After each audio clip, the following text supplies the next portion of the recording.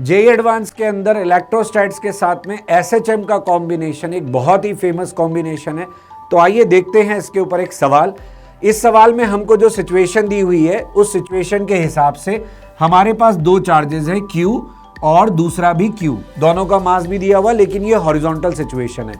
अब यहां पे हम देख सकते हैं कि हुप पे जो पोजीशन दी हुई है उसके हिसाब से this position will be equilibrium, और फिर हमने इसको डिस्प्लेस किया है। हमें कहा गया था एंगुलर फ्रीक्वेंसी का स्क्वायर हमको कैलकुलेट करना है, तो ये एंगल हमने माना सेंटर से थीटा, ये एंगल थीटा होगा तो ये एंगल θ/2 होगा। अब जब हम टॉर्क लिखेंगे जो कि रिस्टोरिंग टॉर्क होगा ही, क्यों? क्योंकि इसका इलेक्ट्रिक फील्ड हमको इस डायरेक्शन में लगता हुआ मिलेगा QE, इसका हमें कंपोनेंट मिलेगा which is tangential QE sin θ/2, and this force will act as restoring force, so definitely it is going to provide us restoring torque. Torque की वैल्यू हमने लिखी, टॉर्क की वैल्यू लिखने के बाद हमने Q का वैल्यू रखा। तो यहाँ पे कौन कौन सी चीजें जिनका ध्यान रखना था?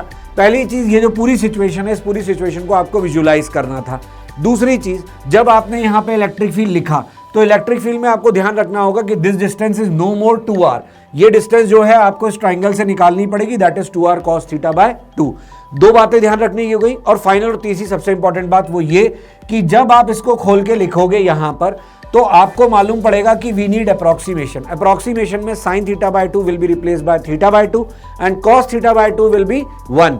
सो sin θ/2 का θ/2 2 यहां आ गया, तो हमारे पास सिचुएशन आ गई जिसको हम कंपेयर करेंगे I अल्फा से, and we will have what, we will have are respective omega square. तो अल्फा बराबर ओमेगा स्क्वायर थीटा हमें, तो ओमेगा स्क्वायर की वैल्यू यहां से मिलेगी। अब इसमें हमको जो मोमेंट ऑफ इनर्शिया रखना है वो मोमेंट ऑफ इनर्शिया का हम क्या करेंगे? तो मोमेंट ऑफ इनर्शिया ऑब्वियसली हम यहां से कैलकुलेट कर रहे हैं क्योंकि हमने परपेंडिकुलर डिस्टेंस r लिया है, तो यहां से हमारा mr square moment of inertia of that particle हो जाएगा।